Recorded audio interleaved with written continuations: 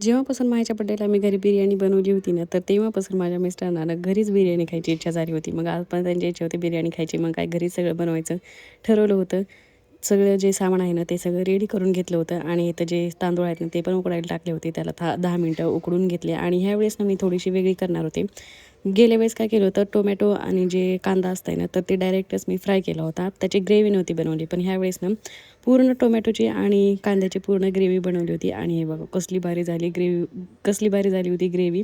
मग मस्त थोड्या वेळ त्याला पण शिजवून घेतलं, म्हणजे त्याच्यातलं जे चिकन आहे ना, ते पण 10-15 मिनिटं उकडवून घेतलं आणि बाकीचं नंतर भातामध्ये ना ऑलरेडी शिजून होतंच थोडंसं, त्याला थोडासा दम दिल्याच्यानंतर मग इथं सगळी ग्रेव्ही बनवून घेतली आणि बघा बिर्याणी इकडं तयार झाली होती आणि ह्यावेळेस आमच्या चौघांपुरतीच केली होती आणि बिर्याणी जर झाली होती ना, बापरे! Same hotel स्टाईलसारखीच.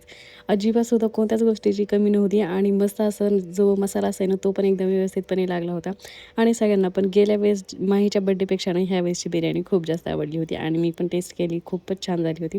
तुम्ही पण अशी ना बिर्याणी नक्की ट्राय करा. कांद्याची आणि टोमॅटोची ग्रेव्ही बनवून खूप छान होती आणि सगळे मसाले वगैरे ॲड करून.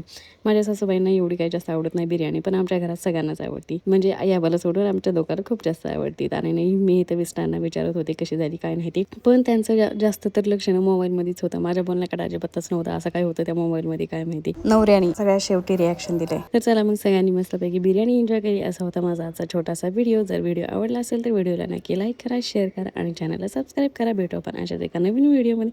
तोपर्यंत बाय.